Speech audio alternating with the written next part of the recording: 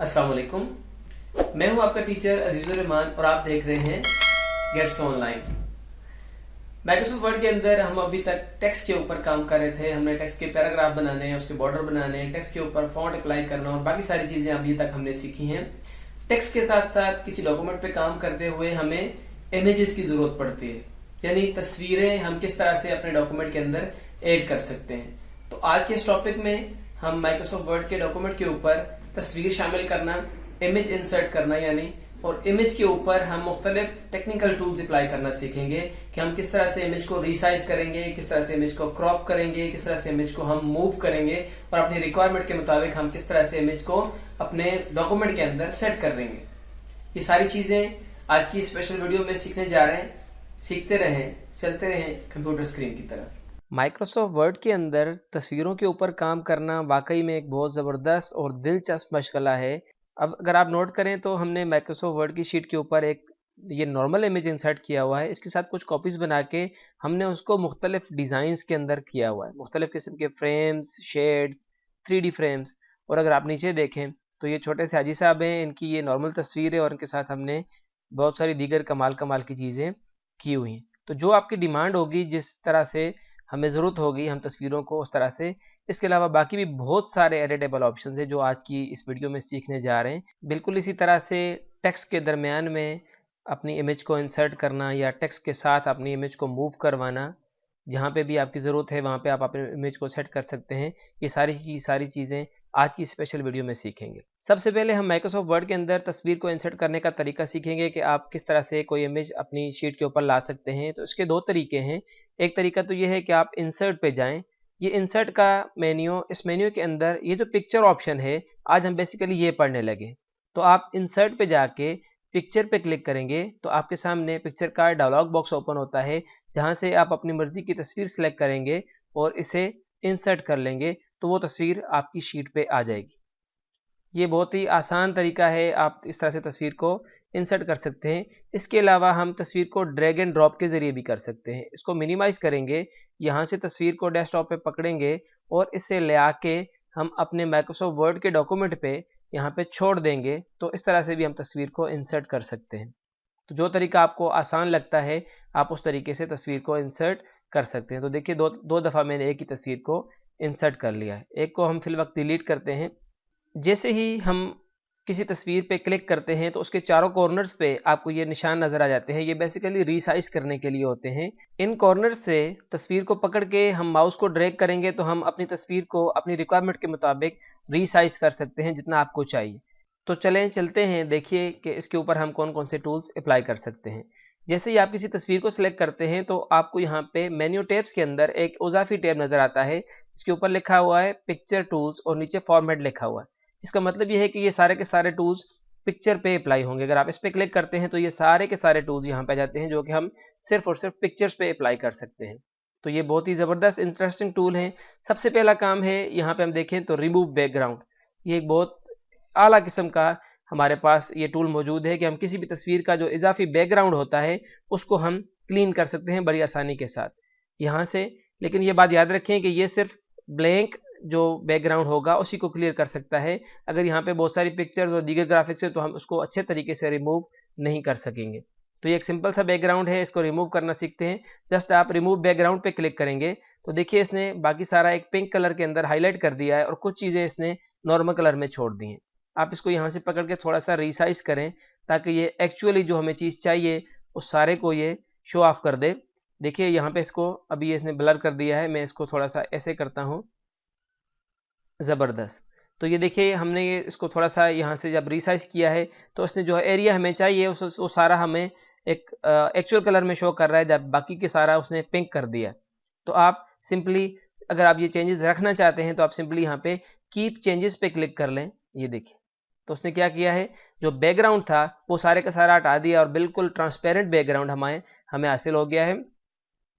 अब इस तस्वीर को हम कहीं पे भी किसी भी जगह पे इस्तेमाल कर सकेंगे। तो ये एक बहुत ज़बरदस्त टूल है हमारे पास, रिमूव बैकग्राउंड का। इस पर क्लिक करेंगे। अगला एक टूल बहुत ज़बरदस्त है, उसको हम कहते हैं क्रॉपिंग। क्रॉपिंग का मतलब ये है कि हम जो फालतू एरिया है तस्वीर के साथ इसको कटिंग कर देते हैं, इसको काट देते हैं। तो यहाँ पे जस्ट क्रॉप पे क्लिक करेंगे।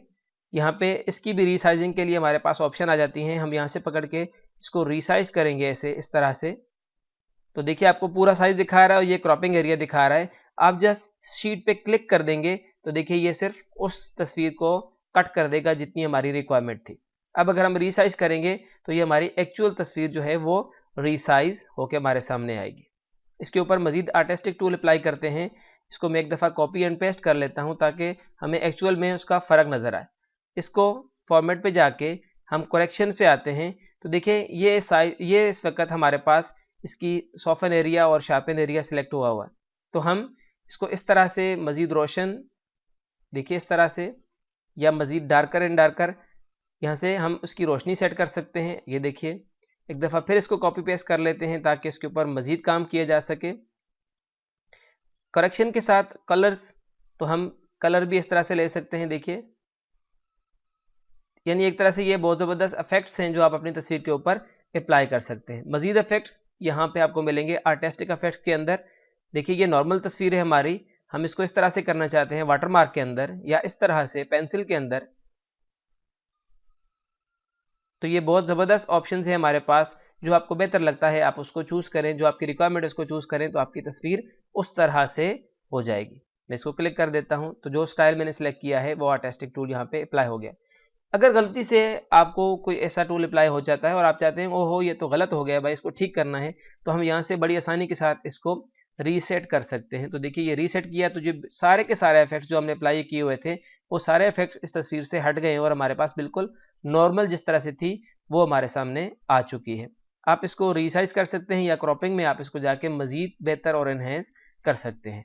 इसके अलावा हम अपनी तस्वीर के साथ बहुत खूबसूरत सा फ्रेम ऐड कर सकते हैं। जिस तरह से मैंने आपको वीडियो के शुरू में दिखाया कि हमने एक काजी साहब की तस्वीर को बहुत प्यारे अंदाज में डिज़ाइन किया हुआ था, वो सारे के सारे फ्रेम्स हम यहाँ से अप्लाई कर सकते हैं। आप जस्ट इसकी बजाय यहाँ पे क्लिक करेंगे तो आपको ये सारे टूल्स नज़र आ जाएंगे। इसके अंदर आप अपनी तस्वीर को जिस तरह का फ्रेम सेट करना चाहते हैं, ये बने बनाए प्री सेट हमारे पास फ्रेम्स हैं। जो आपको बेहतर लगता है आप उस पर क्लिक करें, जो आपकी रिक्वायरमेंट है उसको क्लिक करेंगे तो आपके सामने उस तरह का फ्रेम बन के आ जाता है। ये एक ग्रीन कलर का डॉट नजर आता है। ये ग्रीन कलर का डॉट सिर्फ तस्वीर को रोटेट करने के लिए होता है, तस्वीर को घुमाने के लिए होता है। मैं अभी फिल वक्त इन तस्वीरों को यहाँ से मूव नहीं कर पा रहा क्योंकि यहाँ पे जो हमने एक दफ़ा पेस्ट कर दी है इनको मूव नहीं कर सकते। लेकिन इसमें परेशान होने वाली बात नहीं है, हमारे पास ऑप्शन मौजूद है कि हम इसकी पोजीशन सेट कर सकते हैं। एक दफ़ा पोजीशन सेट कर देंगे तो उसके बाद हम इसको फ्रीली कहीं पे भी चाहें हम इसको बड़ी आसानी के साथ मूव कर सकेंगे। इसको पोजीशन करते हैं, यहाँ से आपने इसको कहाँ पे सेट करना है, इधर सेट करना है, इधर सेट करना है। देखिए पेज के कौन से कॉर्नर में किस एरिया में आपने इसको सेट करना है, बिल्कुल सेंटर में करना है या यहाँ पे टॉप पे बिल्कुल सेंटर में करना है। तो जहाँ पे आपने इसको सेट करना है आप जैसे उसके ऊपर क्लिक कर देंगे तो आपकी ये तस्वीर जो है ये उस एरिया में सेट हो जाएगी। अब इसके बाद आप इसको जहाँ चाहें बड़ी आसानी के साथ फ्रीली मूव कर सकते हैं। ज़बरदस्त ऑप्शन है ये कि अब हम अपनी तस्वीर को आसानी के साथ फ्रीली जहाँ पे चाहें हम इसको मूव कर सकते। ये पोजीशन टूल हम आगे भी टेक्स्ट के साथ भी इसको पढ़ेंगे। इसके अलावा आप यहाँ पे आके पिक्चर का बॉर्डर सेट कर सकते हैं। मिसाल के तौर पे इसके साथ अभी कोई बॉर्डर नहीं है तो मैं यहाँ से अपनी मर्जी से लाइंस को सिलेक्ट करके किस तरह की लाइन मुझे चाहिए, किस कलर में चाहिए, किस स्टाइल में चाहिए, वो डैशेज वगैरह सब कुछ सिलेक्ट करके जिस तरह से हम बाकी चीज़ों के साथ करते हैं हम यहाँ से भी उसके साथ हम पेज का बॉर्डर पिक्चर का बॉर्डर सेट कर सकते हैं। अगर आपको बॉर्डर हटाना है तो हम यहाँ से नो आउटलाइन का इंतखाब करेंगे, वो बॉर्डर यहाँ से हट जाएगा। इसके अलावा पिक्चर इफेक्ट्स, पिक्चर के ऊपर हम मजीद बहुत सारे ये जितने भी इफेक्ट्स हमने यहाँ पे पढ़े वो सारे के सारे इफेक्ट्स यहाँ से डायरेक्ट अप्लाई कर सकते हैं। प्रीसेट ये पहले से बने बनाए हमारे पास हैं। देखिए तो जो तस्वीर मैंने सेलेक्ट की हुई होगी जिसके ऊपर क्लिक किया होगा उसके ऊपर ये सारे इफेक्ट्स अप्लाई होंगे। इसके अलावा प्रीसेट के बाद शेडोज में आते हैं कि इसके ऊपर साया बने। देखिए कहाँ पे साया बन रहा है, बॉटम के अंदर, साइडों के। तो ये जब फ्रेम्स लगे होंगे आपको ज़्यादा आसानी से समझ आएगी। रिफ्लेक्शंस के अंदर अक्स बन रहा है तस्वीर का, देखिए बिल्कुल यहाँ से इसको थोड़ा सा नीचे करते हैं ताकि आपको अच्छे तरीके से समझ आए। रिफ्लेक्शन है ये, देखिए ये रिफ्लेक्शन हो रहा है तस्वीर की रिफ्लेक्शन। इसके अलावा ग्लो, तस्वीर के साथ ग्लो शाइनिंग किस्म का एक चमक आ रही है साथ में। तो जो आपको बेहतर लगता है आप उस पर क्लिक करेंगे, तस्वीर के बैकग्राउंड पे एक बहुत ज़बरदस्त सा ग्लो आ जाएगा। सॉफ्ट एजेस आप कहते हैं कि ये कोनों से सॉफ्ट हो जाए, इस तरह से देखिए सॉफ्ट एजेस हो रहे हैं। इसके अलावा बेवल करना चाहते हैं, इसे एम्बॉस करना चाहते हैं नीचे की तरफ या ऊपर की तरफ। फ्रेम्स के अंदर आपको ज़्यादा आसानी के साथ ये चीज़ें समझ आएंगी। फ्रेम को सिलेक्ट करते हैं और यहाँ से हम इसको बेवल कर लेते हैं इस तरह से देखिए, तो इसके अंदर मज़ीद एनहेंसमेंट आ चुकी है। हम सिलेक्टशुदा तस्वीर की अलाइनमेंट या रोटेशन यहाँ से भी कर सकते हैं। ये एरिया अलाइनमेंट और रोटेशन करने के लिए है। सबसे पहले हम रोटेट करना सीखते हैं। देखिए ये दो बिल्कुल तकरीबन एक जैसे रुख की तस्वीरें हैं। मैं इसको यहाँ से रोटेट करना चाहता हूँ, इसको 90 डिग्री पे, या इस तरह से, या इस तरह से, या इस तरह से। तो देखिए ये एक दूसरे का रिफ्लेक्स हो चुकी हैं। तो जो आपकी रिक्वायरमेंट है आप उसके मुताबिक उसको रोटेट वर्टिकली या हॉरिजेंटली कर सकते हैं। इसके बाद अलाइनमेंट कर सकते हैं इसकी, कि आपने इसके पेज को कहाँ पे अलाइन करना है, पेज के सेंटर में करना है वगैरह वगैरह। ये चीज़ें हमने यहाँ पे पोजीशन में भी पढ़ी हैं, ये बिल्कुल उसी तरह से अप्लाई होंगी। इसके बाद है रैप टेक्स्ट। ये एक बहुत इंपॉर्टेंट चीज़ है जो हम सीखने जा रहे हैं, कि जब हम लिखाई कर लेते हैं और लिखाई के साथ हमने टेक्स्ट को भी ऐड करना है, तो उसके साथ हमने तस्वीर भी एडजस्ट करनी है। तो ये सारी चीज़ें यहाँ से होंगी रैप टेक्स्ट और पोजीशन के साथ। तो चलें अगली स्क्रीन पे हम ये काम सीखते हैं कि किस तरह से हम टेक्स्ट को ऐड करेंगे और किस तरीके से हम उसमें तस्वीर को पोजीशन करेंगे। जी तो देखिए मैंने यहाँ पे कुछ टेक्स्ट ऐड कर लिया है और इसको दोनों तरफ से मैंने अलाइन भी कर लिया है। अब ऊपर टेक्स्ट है और यहाँ पे मेरी तस्वीर है। मैं चाहता हूँ कि इस तस्वीर को मैं यहाँ पे तस्वीर टेक्स्ट के सेंटर में लगा दूँ या यहाँ पे कॉर्नर में लगा दूँ। तो इसके लिए मैं तस्वीर को सिलेक्ट करूँगा और फॉर्मेट में आके यहाँ से सबसे पहले इसकी पोजीशन सेट करेंगे कि ये पोजीशन मुझे कहाँ पे चाहिए। मैं चाहता हूँ कि इसको मैं लेफ्ट साइड कॉर्नर पे एडजस्ट कर दूँ। तो ये देखिए लेफ्ट साइड पे इसने यहाँ पे तस्वीर को एडजस्ट कर दिया और टेक्स्ट खुद ब खुद ही इसके साथ रैप हो गया, यानी लिपट गया। ठीक है जी। तो यहाँ से इसको हम रीसाइज करेंगे तो हमारा टेक्स्ट भी उसी के मुताबिक एडजस्ट होता जाएगा। अगर मैं बड़ा साइज कर देता हूँ तो ये खुद ब खुद ही उसके मुताबिक हमारा जो टेक्स्ट है वो एडजस्ट होता जा रहा है। अब अगर मैं इसको मूव करके यूं ड्रैग करूंगा तो यहाँ से हम इसको आसानी के साथ जहाँ पे चाहें हम उसको रख सकते हैं और हमारा टेक्स्ट ऑटोमेटिकली उसके मुताबिक एडजस्ट होता जाएगा। तो जहाँ पे आपको चाहिए आप वहाँ पे अपनी मर्जी से रख सकते हैं, या फिर पोजीशन से हम उसको जहाँ पे रिक्वायरमेंट है तो बड़े ज़बरदस्त और प्रोफेशनल अंदाज में हम इसको साइड पे एडजस्ट कर सकते हैं। इसके साथ है हमारे पास रैप टेक्स्ट। रैप टेक्स्ट में हम इसको इस तरह से या इस तरह से, देखिए अगर आप नोट करें तो इसमें कुछ चेंजेस आपको नज़र आ रही होंगी। ये सिर्फ तस्वीर को ले रहा है, बैकग्राउंड को इग्नोर कर रहा है। अगर मैं इसको टाइट कर देता हूं तो देखिए इसने सिर्फ तस्वीर को ले लिया है और जहां पे मैं इसको मूव करूंगा हमारा टेक्स्ट उस तरह से एडजस्ट होगा। इसके बाद अगर मैं इसको बिहाइंड द टेक्स्ट या फ्रंट ऑफ द टेक्स्ट करना चाहता हूं तो देखिए ये बिल्कुल हमारा टेक्स्ट मूव नहीं करेगा, ये सिर्फ सामने से तस्वीर मूव करेगी।